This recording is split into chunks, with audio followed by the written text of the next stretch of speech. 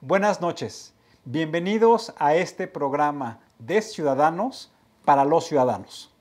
Hoy vamos a platicar de los niños en México, de la importancia que tiene este grupo de la población en la cual se centra fundamentalmente las políticas de desarrollo que tiene que generar nuestro país, en donde en los niños podemos visualizar con toda claridad cuáles son los impactos negativos que tienen la pobreza y la desigualdad. Es por ello que hoy hemos invitado a una organización de la sociedad civil que trabaja de manera muy puntual en las comunidades rurales para fortalecer las habilidades y las competencias de los niños. Podemos identificar que hay tres grandes segmentos en la población de los niños en México. Lo que se conoce como la primera infancia, es decir, todo el proceso de gestación hasta los 5 años de edad, que de acuerdo a todos los estudios científicos se convierte la edad temprana en la parte fundamental para generar todos los elementos necesarios que sustenten el desarrollo integral de un niño. Estamos hablando en la infancia, que estamos visualizándola de 5 a 14 años de edad, en donde los niños tienen ya responsabilidad de sus acciones, de su personalidad, ya deben estar integrados al ciclo formal de educación. Y estamos hablando de esta transición entre niñez y juventud que la podemos observar de los 14 años en adelante. En el caso de México hablamos de juventud hasta los 29 años de edad. Es por ello que en este programa queremos enfatizar la importancia que tiene que la sociedad civil organizada y el gobierno en los 3 niveles deben trabajar fundamentalmente en políticas públicas que integren la salud, la nutrición, la educación, el entorno emocional favorable para el desarrollo de los niños.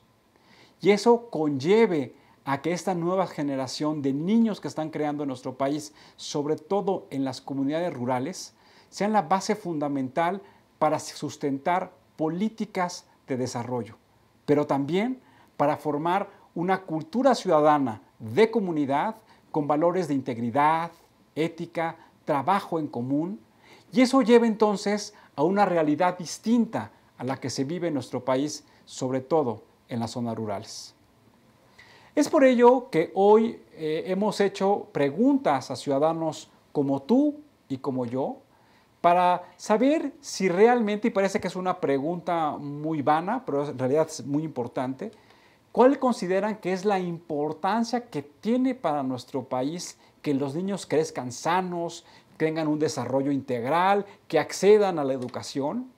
¿Cuáles son las acciones que consideramos los ciudadanos deben llevar a cabo los gobiernos para fortalecer a los niños en nuestro país? Pero también, ¿qué acciones tenemos que llevar a cabo nosotros como ciudadanos para contribuir a un desarrollo integral de los niños? Vamos a ver lo que nos respondieron. Pues principalmente exigir al gobierno para comenzar a ver una partida especial para ese rubro tan importante. Tomar una partida dentro de la partida presupuestaria federal, pues que haya algo destinado. Pues yo creo que más que nada la conciencia de todas las responsabilidades que conllevan tener a un niño. Mucha gente tiene hijos y no está consciente de todos los gastos que pueden tener, de todo lo que pueden llegar a necesitar. Entonces yo creo que con la educación correcta, pues la gente va a empezar a hacer conciencia y tendrá a los hijos en el momento adecuado. Pues sobre todo exigirle al Estado de que cumpla con el servicio, proporcionar más recursos para darles mejor alimentación a los niños y sobre todo, pues lógico, darles lo necesario. Antes ahora ya están llevando a cabo algún programa de darles uniformes y útiles, pero todavía falta más. Pues yo creo que primero escucharlos y ser conscientes que a pesar de que son niños, son personas que...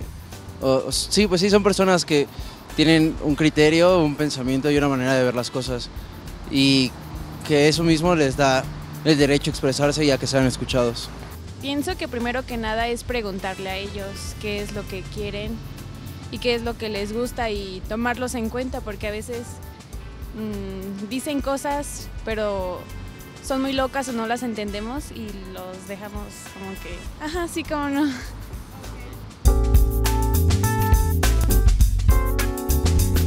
Pues a lo mejor mantener más informada a lo que es la sociedad, a las madres, para sus cuidados y algunos apoyos necesarios que se requieren de la temporada. Pues dejar la comida chatarra, ¿no? Como ya hubo un programa hace tiempo, pero no duró mucho. No duró mucho y a los niños no los dejaban entrar con comida chatarra y ahora resulta que ahí mismo la venden también. Pues es que todo va de la mano. Realmente si no educas a un niño desde chiquito, no va a tener esa conciencia y no va a tener esa educación. Entonces el problema del gobierno, yo creo que deben de invertir un poco más en que la educación sea la correcta y pues bien o mal de esa manera asegurarse que en un futuro ese niño, ya que tenga más hijos, pues haga lo correcto. Pues es que desgraciadamente la obesidad es un problema que se presenta a toda escala, desde niños hasta adultos, por el tipo de alimentación que se está llevando a cabo aquí en la ciudad. Doritos, charritos y toda esa comida chatarra, pues en verdad yo creo que la educación comienza en los padres de familia. No sé, aconsejarles, decirles lo dañino que es eso. Claro, un niño no va a entender que esto le va a hacer daño, ¿verdad? Pero en determinado momento hacerle ver de otra forma más sutil que sí le puede dañar su salud, ¿sí? Porque también hay que ser honestos, toda la carga para el Estado, pues el Estado no va a estar vigilando a cada niño, a cada persona de que coma sanamente, pero sí deben de impulsar más que nada el conocimiento hacia los padres de familia para saber cuáles son los alimentos más nutritivos, que cuesten pues barato, porque desgraciadamente con los sueldos que se pagan en este país, pues no alcanza para un kilo de carne, para varias otras cosas, ¿no?, que son necesarias para la nutrición. Pues yo creo que realmente lo que debería de hacer es destinar, o sea, más recursos al sector salud. Sabemos que mucho del dinero se cae en las arcas del gobierno y no se destina realmente a las instituciones o a las comisiones que están encargadas de ver dichos asuntos. Entonces yo creo que eso es lo que debería hacer el gobierno, realmente destinar el dinero que va, porque pues aunque digan que tenemos problemas o crisis económicas y todo eso, al final creo que el país sí tiene como el suficiente dinero para poder subsanar todo este tipo de situaciones. Yo creo que deberían hacer como un consenso, se diría, de cuántos niños tienen sobrepeso, cuántos no, y así mandar lo que se necesita, porque sí tienes razón de que mandan galletas, barritas, leche con chocolate, cosas así. Entonces yo diría que sería mejor que mandaran fruta, barras nutritivas en lugar de galletas y todo eso. Pues es un punto medular para el futuro, que desde hoy deberíamos de comenzar a prever eso, porque los niños de hoy pues, prácticamente son el futuro del país. Pues mucha, porque los niños son el futuro del país, ¿no? Supuestamente. Uy, no, pues yo creo que de importancia lo dejan como lo menos importante. Siempre los gastos y los recortes son en aspectos educacionales o en aspectos salud. Entonces yo creo que si lo pusiéramos en una jerarquía sería de los últimos puntos en los que toman de acuerdo. Bueno, que toman acciones al respecto.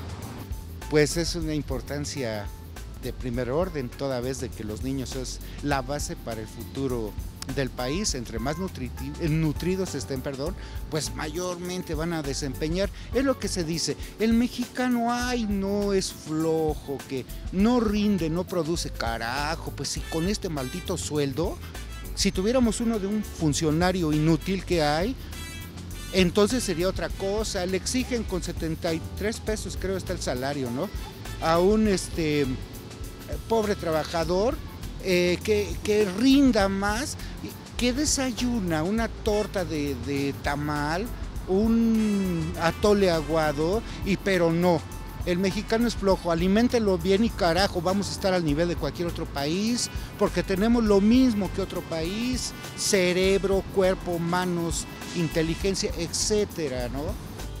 Yo creo que es de vital importancia. Al final los niños son el futuro de este país, es lo que tenemos que cuidar, lo que tenemos que cosechar de buena manera para que cuando ellos sean adultos puedan hacer que este país pues vaya por buen camino y no tengamos la sociedad que tenemos hoy en día.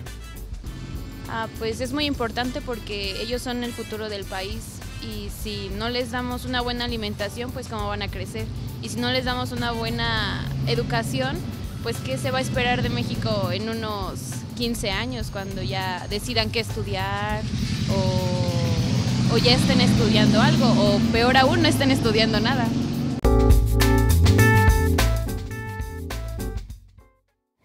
Estamos hablando de los niños en México.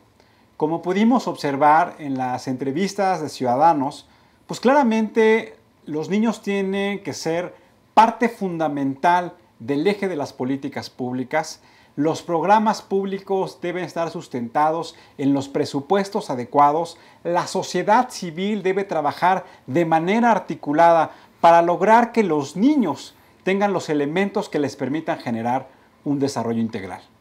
También nos llamó mucho la atención las opiniones en donde se habla de una sociedad inclusiva, en donde tengamos claridad que la voz de los niños cuenta y que sus opiniones sobre su realidad, sobre lo que están viviendo, deben ser incorporadas por los padres de familia para de esa manera poder tener una visión más clara de cómo integrar sus problemas y cómo poder atender las necesidades de ellos mismos.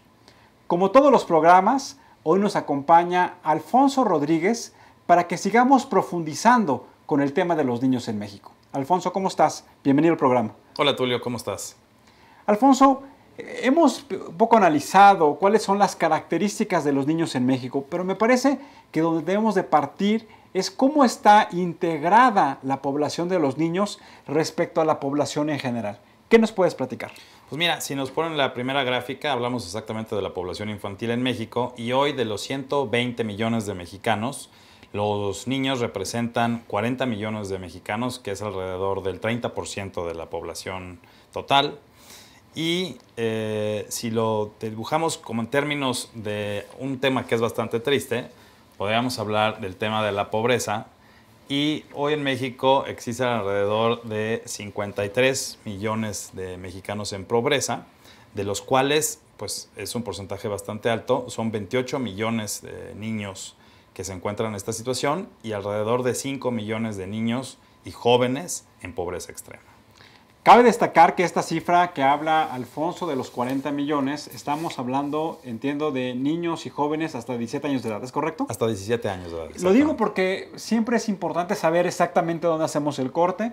Como mencionaba yo en la introducción del programa, en México cuando hablamos de juventud hablamos de 15 a 29 años de edad.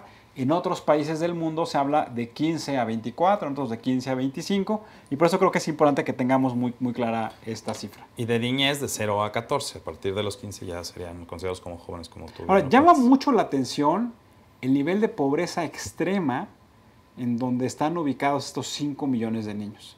Claramente esa es la población objetivo que debería existir un programa de rescate, un programa especial para atender las necesidades de esos niños, porque si nos ponemos a imaginar qué futuro les depara, pues claramente estaríamos hoy en un escenario negativo. Sí, totalmente. Yo creo que debería haber una política pública de que ya ha sido como el tema recurrente, de que atendiera a precisamente las necesidades de las que hablaban a las gentes que se entrevistaron ahorita en la calle, en el sondeo del programa, que atendieran los problemas. Primero, pues yo creo que ahí es un problema pues, de nutrición. Y en siguiente, pues es un problema pues, ya de alimentación cotidiana. Y el siguiente sería un problema de educación.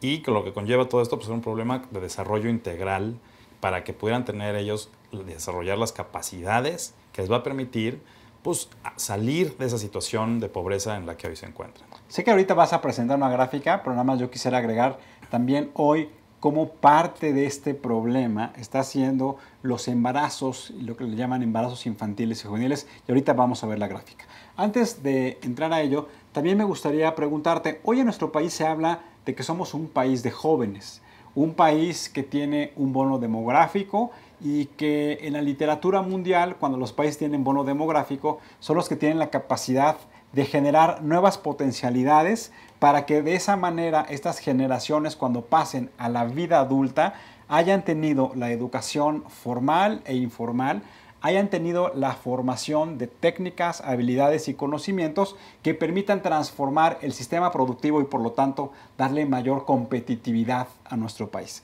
También se ha hablado que desafortunadamente ese bono demográfico lo hemos dejado perder, que las nuevas generaciones de jóvenes, en lugar de insertarse de manera muy rápida a la economía formal, hoy se están insertando desafortunadamente fundamentalmente en la economía informal y por otra parte se están insertando en los grupos delincuenciales de nuestro país que los tenemos identificados en diversas regiones.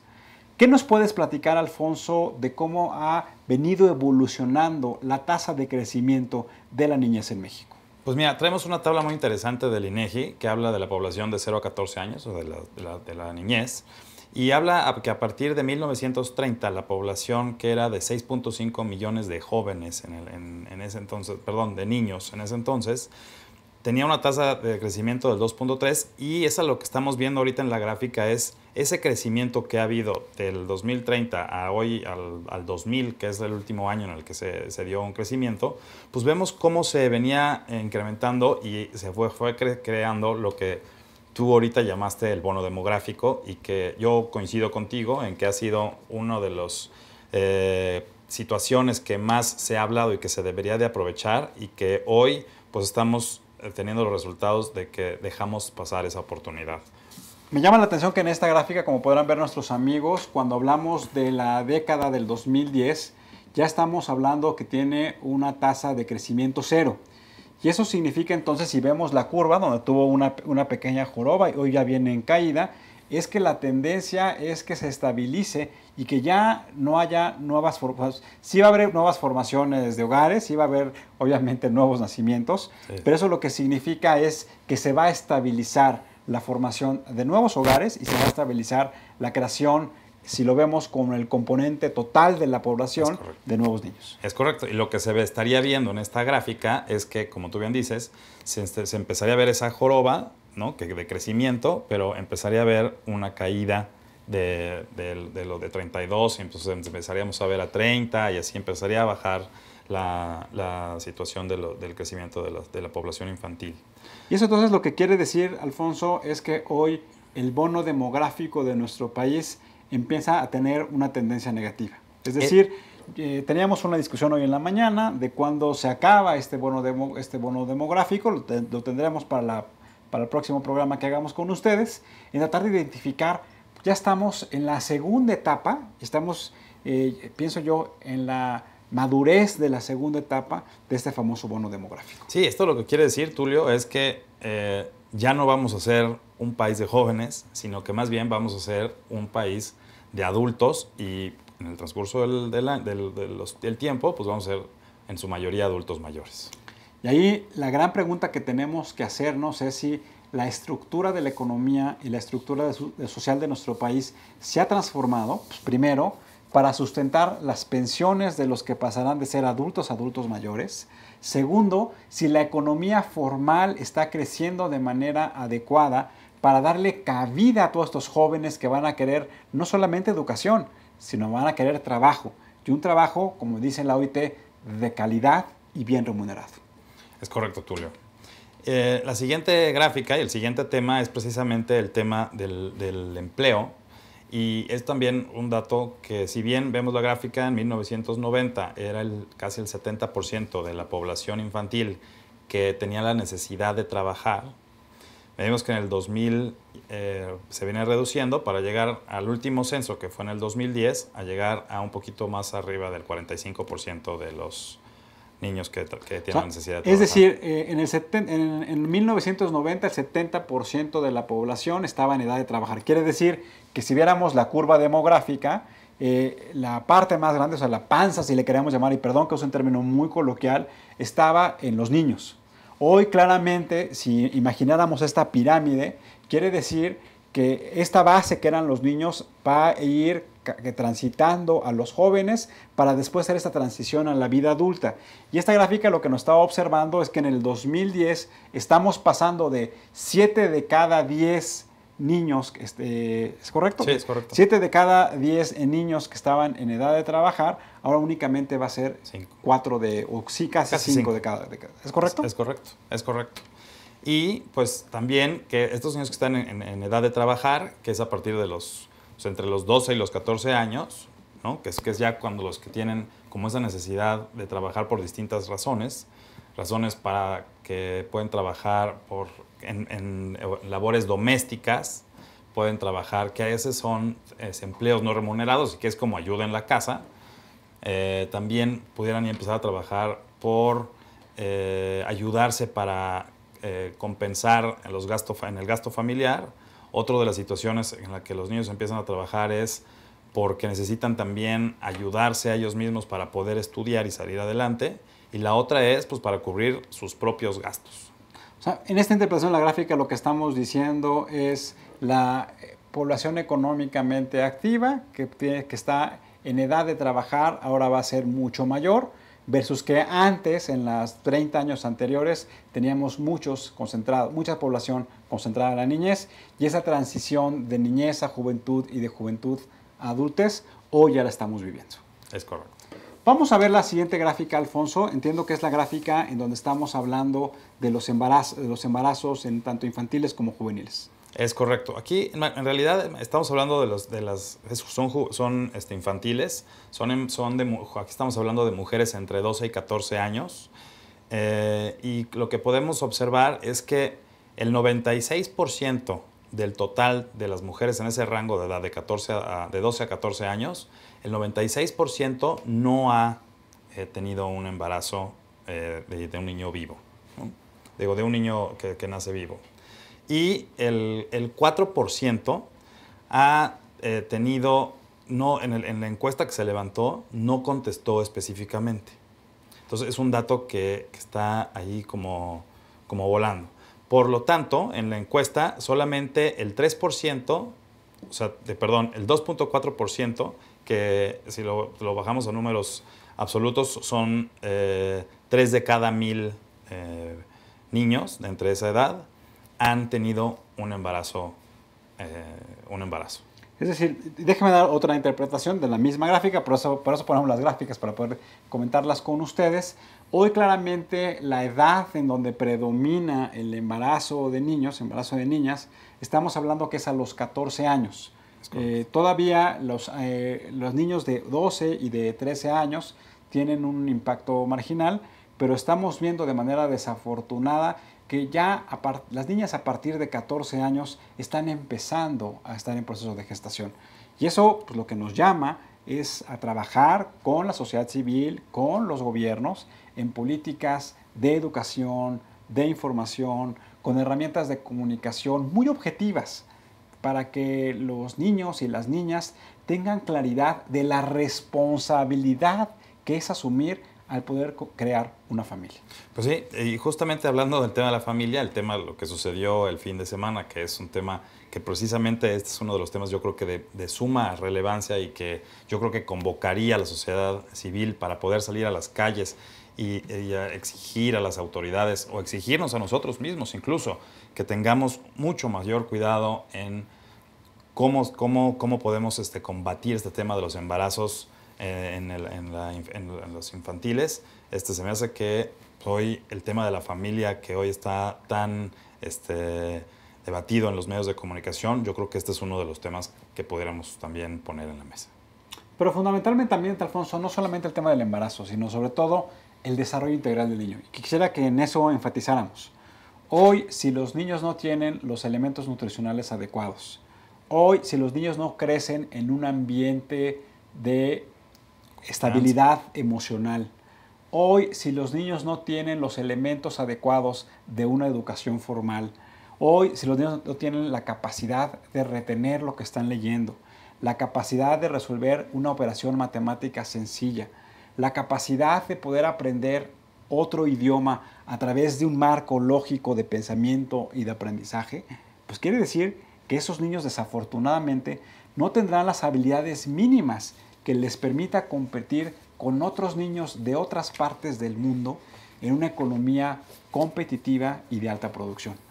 Y eso me parece que define y marca el futuro de las sociedades.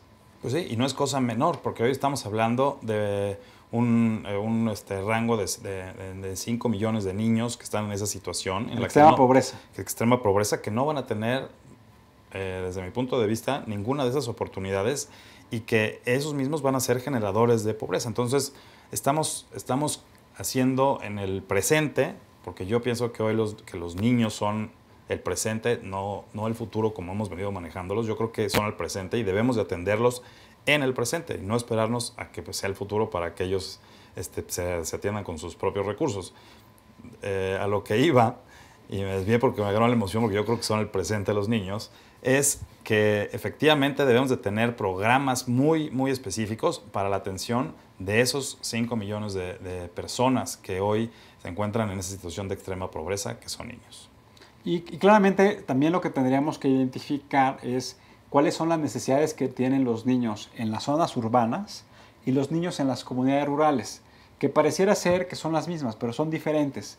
Y creo yo que también hoy hablamos de las comunidades rurales, porque es donde tenemos concentrada fundamentalmente la alta carencia, o en otros términos, o en otros tiempos llamado pobreza extrema, alta carencia en competencias y habilidades. Hoy también tenemos que pensar que el crecimiento acelerado de las ciudades en nuestro país, de las zonas conurbadas, lo que llaman las zonas suburbanas, también están generando pobreza en los niños. Y eso, si no tenemos los elementos adecuados de intervención de manera eficaz y oportuna, lo que estamos generando es que estamos perpetuando la pobreza de esas comunidades. Y ese es el reto que tenemos que construir. Tú al principio del programa lo hablabas muy bien y yo como que haciendo un complemento a lo que platicabas, me parece que hoy solamente hay 2 instrumentos de política pública que son como que específicamente para los niños. Y me refiero al tema de educación y me refiero al tema de atención de salud. Pero quizás debería de haber como una política integral en la que tuvieran, por ejemplo, temas como de recreación, como de generación de habilidades, que yo estoy seguro que si hoy están resueltos, por ejemplo, el 98% de los niños hoy está atendido con una escuela. Son unas cifras que maneja, me parece, la Secretaría de Educación Pública.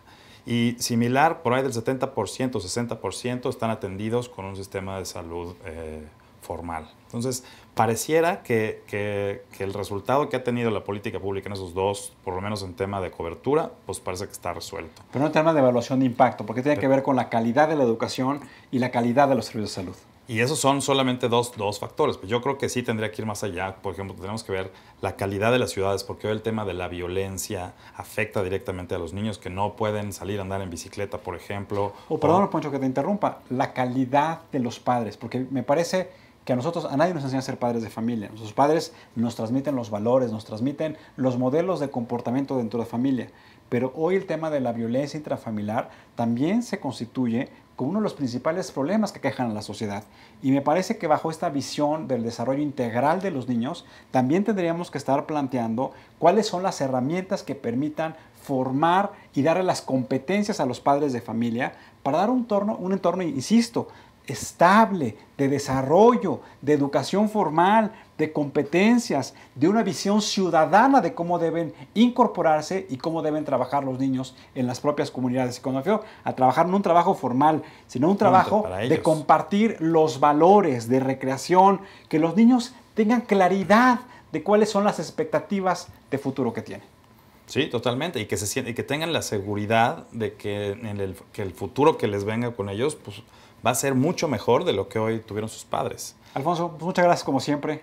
Nos vemos en la próxima. Hasta luego, Tulio, que estés muy bien. Vamos a hacer un corte, vamos a regresar con la organización de la sociedad civil Child Fund, con los que vamos a platicar en sus programas que están trabajando para niños en las comunidades rurales. Regresamos.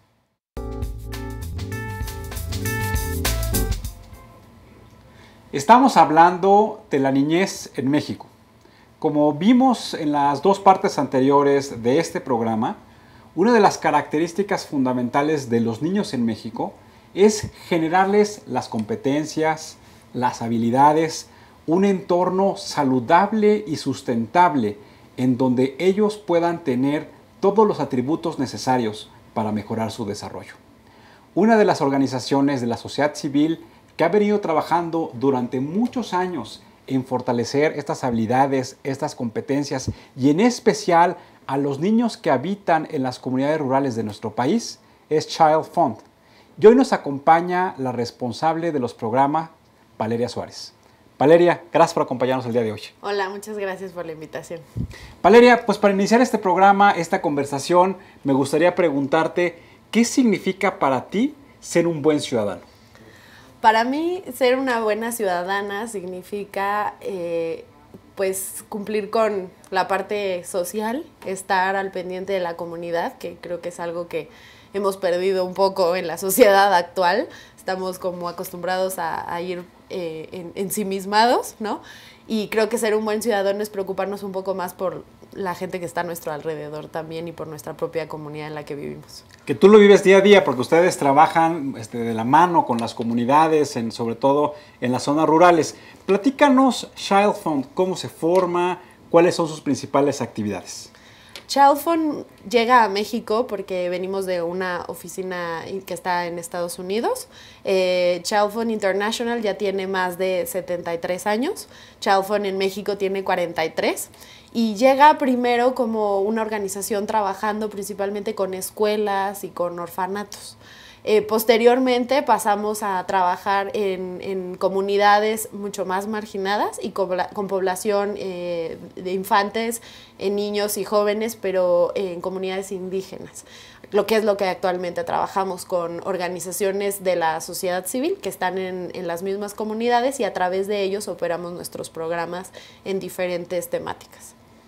Ustedes en realidad lo que hacen es que hacen un modelo de desarrollo comunitario y creo que una de las ventajas y de las bondades que tiene el modelo que ustedes construyen es que tratan de recuperar el expertise que tienen cada una de las organizaciones locales que conocen a la comunidad, que tienen la confianza y la credibilidad de la comunidad. Platícanos cómo es este modelo. Este modelo yo considero que es un modelo virtuoso, ¿no? Porque realmente nosotros trabajamos dentro de la comunidad con la gente que está ahí, generalmente dando los programas en una forma de cascada. Es decir, Child Fund trabaja para capacitar a la gente que está en las mismas comunidades, en campo, enseñando la metodología de los programas que desarrollamos desde Child Fund y a su vez esa metodología se queda dentro de la comunidad a través de los programas que nosotros damos. Entonces, la idea es que el Child Fund no vaya a campo y luego cuando se retire la metodología se vaya, sino que se quede y se genere esta red de desarrollo comunitario. Es decir, ustedes lo que hacen es que le enseñan a la comunidad a que sea autogestiva, que se empodere y que asuman las responsabilidades con base en la formación y capacitación que ustedes les dan. Exactamente, sí. La idea es que, por ejemplo, los facilitadores que trabajan con los niños son capacitados primeramente por los coordinadores, que son personal técnico de la organización, y ese personal técnico es capacitado por nosotros mismos cuando tenemos un programa o vamos actualizando las sesiones de los programas con los que nosotros trabajamos. Entonces, al ser facilitadores son madres o padres de familia, son jóvenes de la comunidad en el que nosotros vamos generando este empleo, por un lado, y por otro lado, una generación de conocimientos y de mayor desarrollo dentro de las comunidades. Que a mí me parece que la parte muy fina es como lo que acabas tú de mencionar, cómo se transfiere ese conocimiento por parte de los facilitadores a los miembros de la propia comunidad. Exactamente. Esa es una parte muy interesante porque las metodologías muchas veces pueden ser muy complicadas y se desarrollan únicamente desde el escritorio, desde acá, ¿no? Desde el Child Fund. Entonces nosotros construimos las metodologías junto con ellos. Probamos, ¿no? Primero detectamos las necesidades de las comunidades y luego trabajamos con ellos para desarrollar las metodologías y poderlas implementar en campo con los niños. Esto tomando en cuenta las características de las comunidades, ¿no? Muchas veces al ser comunidades rurales indígenas, tenemos que adaptarlo hasta las lenguas en donde estamos trabajando. Poco se habla cuando revisamos el tema de la niñez en México, la niñez en el mundo, podemos identificar como que hay tres grandes etapas. Una primera etapa que los organismos internacionales han hablado como la primera niñez, y que se refiere cuando nacen los niños y cuando tienen su primera etapa de desarrollo, entiendo que es hasta los 5 años. Exactamente. Una segunda etapa es que ya son los niños tal cual, que en caso de México entiendo que es de 5 a 14 años, y la otra que es esa transición entre niñez a juventud, que en el caso de México, a diferencia de otros países, el segmento de edad está entre 15 a 21 años de edad. Exacto. Platícanos cuál es la visión de Child Fund para trabajar con los niños en esta primera etapa que se haya denominado la primera niñez. En esta parte es la primera infancia y es la más importante para nosotros porque consideramos que si desde ahí no sembramos como la importancia como de un desarrollo sano e integral, no podemos avanzar a una segunda etapa de forma exitosa. Entonces, Child Fund trabaja en un desarrollo integral con los bebés, pero desde que están en la pancita de mamá, ¿no? Entonces, Child Fund trabaja con mamás embarazadas, con un programa de embarazo cuidado y un desarrollo prenatal, que muchas veces en las comunidades donde trabajamos hay poca información y pocos cuidados. Posteriormente trabajamos en un programa de desarrollo que implica la parte de salud, nutrición, la parte socioafectiva, la parte de motricidad, que todo esto nos da un programa integral para que el niño tenga un desarrollo completo y no sea solo, por ejemplo, que a lo mejor hable muy bien, pero la parte socioafectiva está bastante descuidada, ¿no? Entonces es algo que sí tenemos como mucho trabajo y mucho cuidado a través de los programas con los que trabajamos en las comunidades. Deja un poco tratar de despedazar la manera en cómo trabajan ustedes, porque nuestros amigos que nos ven, nos parece muy interesante que conozcan cuál es el modelo formativo que debe tener un niño y que eso se convierta en una mejor práctica que sea repetida no solamente por Child Fund, sino por todas las personas que hoy nos están viendo.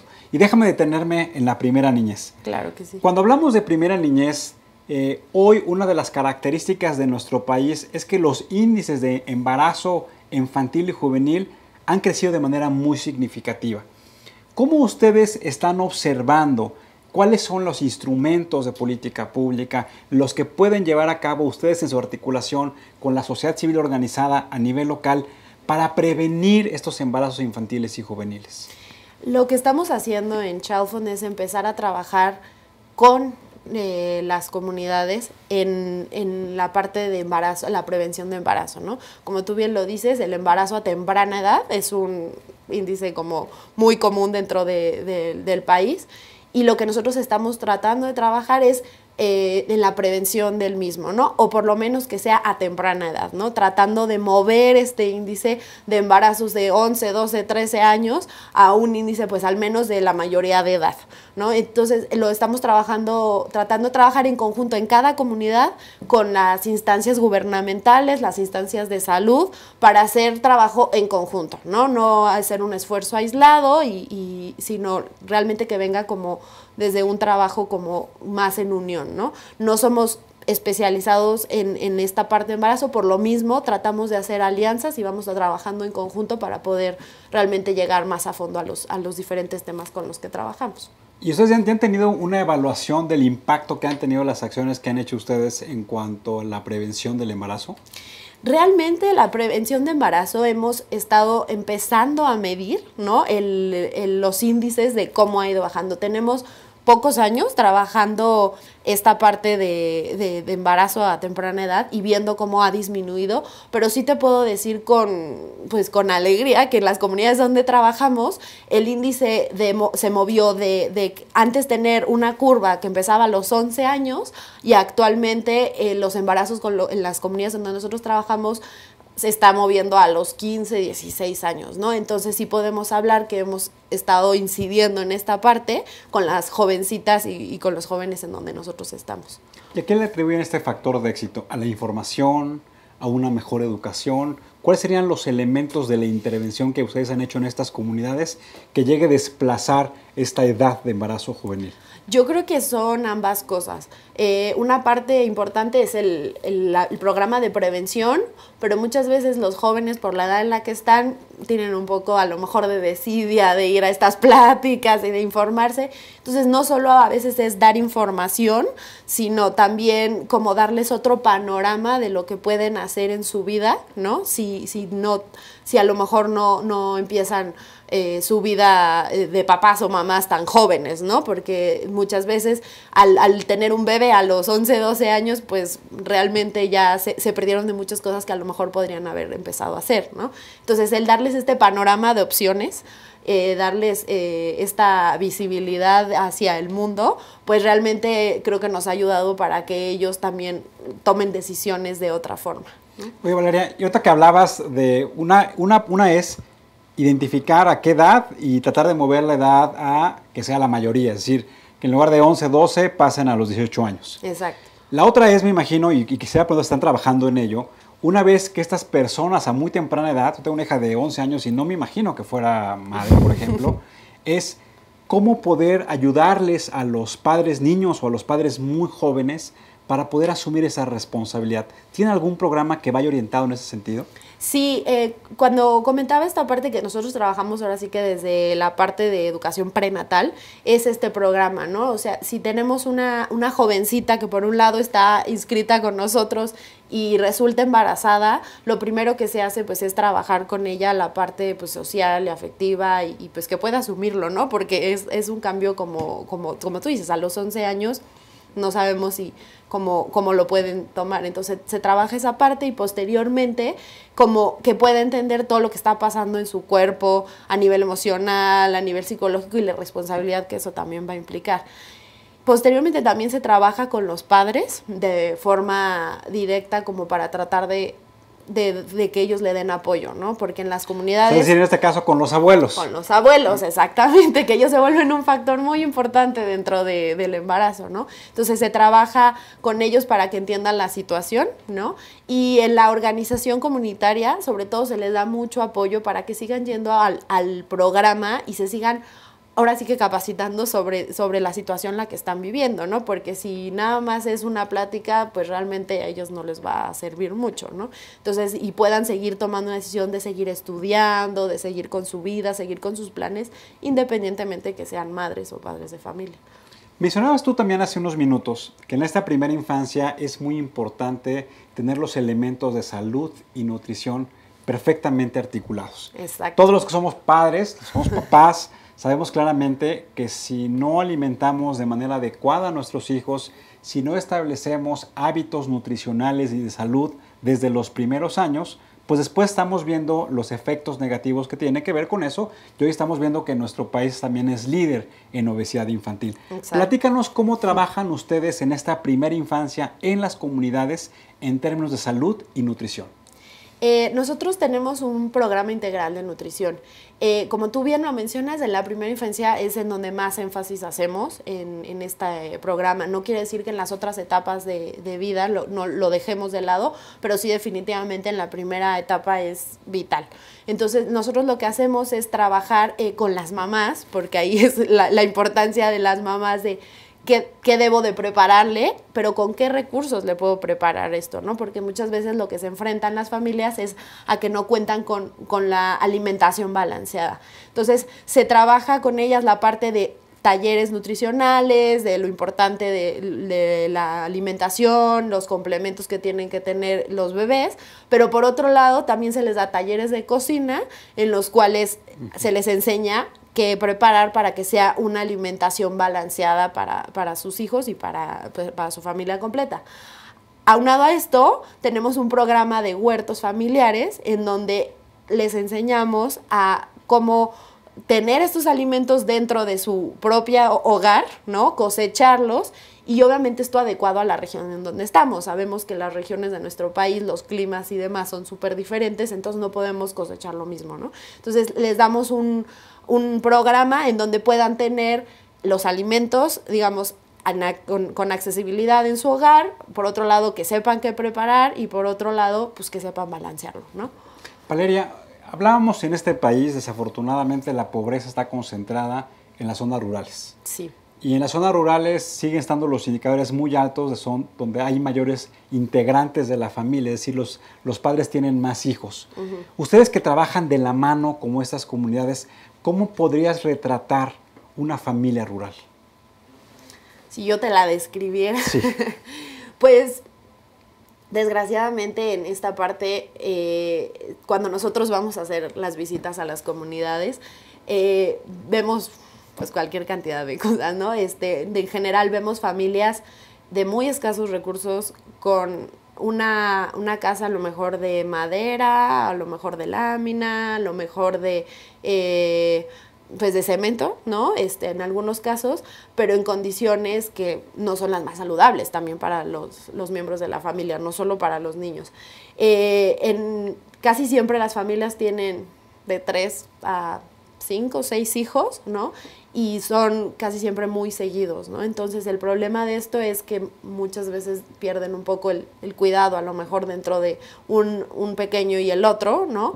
Y lo que nosotros por eso tratamos de hacer es involucrar a toda la familia dentro del programa para que los padres estén convencidos que los programas que Child Fund da para sus hijos realmente hacen un cambio en ellos, ¿no?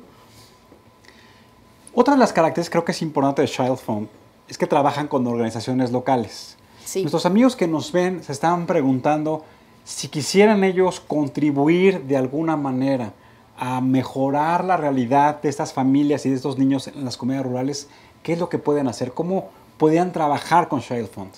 Child Fund trabaja a través de un modelo de apadrinamiento, ¿no? Nosotros trabajamos con padrinos, no solo de México, sino también de otras partes del mundo, principalmente de Estados Unidos. Y si nos quisieran apoyar, y con muchísimo gusto, podrían ser padrinos, ¿no? ¿Qué significa ser padrino? Es que tú, por ejemplo, tomas a un niño y te vuelves su padrino, su mentor, y lo apoyas con una cantidad mensual, que esa cantidad no va directamente al niño, sino va a una bolsa común donde están los programas, ¿no? Esa bolsa común que todos los padrinos que tenemos es la que nos ayuda a operar los programas en las comunidades de trabajo, no solo para tu ahijado, sino para todos los niños con los cuales trabajamos actualmente. Uno de los temas que siempre se platica cuando hablamos de sociedad civil es el tema de la rendición de cuentas. Siempre los ciudadanos exigimos que los gobiernos nos rindan cuentas de los recursos públicos, pero también nos parece que una vertiente que todos tenemos que trabajar es cómo la propia sociedad civil organizada, como es el caso de Child Fund, le rinde cuentas, en este caso a los padrinos y a la sociedad en general. ¿Cómo son sus mecanismos de transparencia? Bueno, yo considero que tenemos bastantes mecanismos. El principal es que tú puedes ir a constatar lo que estás dando, ¿no? Los padrinos, nosotros siempre los invitamos a que vayan, que nos visiten, que visiten a su ahijado, porque es importante ver cómo ustedes ayudan a transformar las vidas de los niños, ¿no? Es yo creo que el principal mecanismo. El segundo, pues nosotros damos cuentas, ¿no? De qué hacemos con cada peso, hacia dónde se va, por qué, de dónde vienen nuestros recursos, porque como te comentaba, nuestra fuente principal de financiamiento es el apadrinamiento. Sin embargo, también nosotros trabajamos con otras organizaciones, proyectos específicos, los cuales también les tenemos que rendir cuentas a ellos, ¿no? Entonces, Child Fund trabaja como de muchas formas, pero de una forma tan clara y tan transparente que es muy fácil constatar a dónde estamos invirtiendo el dinero. Valeria, estamos concluyendo esta conversación. Hablábamos del embarazo, hablamos de la orientación a los padres y a los abuelos, hablábamos de la salud y de la nutrición. También ustedes participan en la intervención en las comunidades a través de la educación. ¿Qué es lo que hacen? Nosotros principalmente ahí nos enfocamos en la etapa de vida de niñez y de juventud.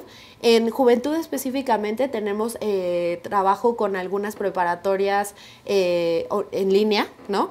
Que es un modelo que trabajamos con otra organización, la cual nos ayuda a que los jóvenes que no tienen acceso a las preparatorias, que es bastante difícil en las comunidades rurales, tengan acceso a través de este modelo que nosotros les ofrecemos. Eso principalmente en jóvenes. En niños lo que hacemos es nos enfocamos a apoyar la calidad de la educación. Trabajamos en muchas comunidades en alianza con las escuelas locales y a través de las escuelas locales damos programas complementarios de educación con los cuales mejoramos las habilidades de los niños. No tanto nos metemos como a dar una metodología de enseñanza de las materias que ya da la escuela, sino a ayudar a que los niños tengan mayores habilidades para la vida, mayores habilidades de pensamiento y puedan realmente tener un mejor desarrollo. ¿Cuáles son esos programas complementarios, si nos puedes platicar. Claro que sí. Uno de los principales programas con los que trabajamos en la etapa de vida 2, que nosotros le llamamos, que es la parte de niñez, es un programa que es complementario como cuando los niños traen un bajo rendimiento escolar, junto con un programa que es como de desarrollo de proyectos para tener una lógica de desarrollo de una solución de un problema, ¿no? Entonces, como te comentaba, no es tanto enfocarnos a la lección de la escuela, sino a cómo solucionar a lo mejor un problema ya específico de la escuela, ¿no? O sea, si en matemáticas me está yendo mal en esta parte, a través de esta metodología de desarrollo de proyectos, se les enseña a los niños cómo resolverlo desde una visión diferente. Valeria, en tu experiencia, si a ti hoy el gobierno federal te volteara y te dijera, Valeria, tú has trabajado con las comunidades rurales, tienes la experiencia y la sensibilidad de qué es lo que piensan los padres de familia, qué es lo que piensan los niños, has evaluado programas que ustedes han implementado y hoy te vamos a designar la responsable del programa de la niñez. ¿Qué harías desde el gobierno federal para contribuir a una política pública que cambie la realidad de estos niños en las comunidades rurales? Yo lo que haría realmente, o sea, con esta inversión, que creo que sería, pues lo principal es que se invirtiera ese dinero, ¿no? Yo primero mejoraría la calidad de las escuelas, ¿no? La calidad de la educación, para poder complementar, realmente dar este desarrollo, ¿no? A los niños. Porque lo que siempre platicamos es que no hay un problema a veces de acceso, los niños pueden ir a la escuela, pero lo que necesitan es tener a lo mejor no perder clases, ¿no? Tener una constante, que las escuelas, ¿no? Sean realmente espacios donde ellos puedan aprender, ¿no? En óptimas condiciones. Y eso sería lo principal que yo haría. Y por otro lado, la parte de la alimentación y reforzaría mucho los programas de seguridad alimentaria. Creo que sin la parte de alimentación desde un inicio no podemos irnos ya a que el niño aprenda, que el niño se desarrolle, ¿no? Sin tener cubiertas sus necesidades básicas. Para concluir con este programa, me gustaría que les platicaras a nuestros amigos el concepto de seguridad alimentaria. ¿Qué es eso? El concepto de seguridad alimentaria para Childfund es trabajar con no solo que la gente cuente con los alimentos, sino que, digamos, se pueda volver autosustentable, ¿no? Digamos, lo puede producir en su casa, hablando de los huertos familiares, hablando de esta situación, pero también que lo sepa preparar, ¿no? Porque hay veces que podemos tener algún alimento que ni siquiera sabemos cómo prepararlo y pues entonces se vuelve pues inútil tenerlo, ¿no? Entonces, este concepto de seguridad alimentaria es poder tener esta seguridad de que estamos produciendo en nuestra propia casa lo que vamos a consumir y lo que necesitamos para poder tener una dieta balanceada. Valeria, pues muchas gracias como siempre por acompañarnos. Gracias por el trabajo ciudadano que realizas tú y todos tus colegas en Childfund. Gracias Childfund por trabajar por los niños de México. Muchas gracias a ti por la invitación y pues los invitamos a que se sumen a nuestra causa, que creo que podemos entre todos continuar trabajando juntos y seguir transformando la vida de muchos niños y niñas.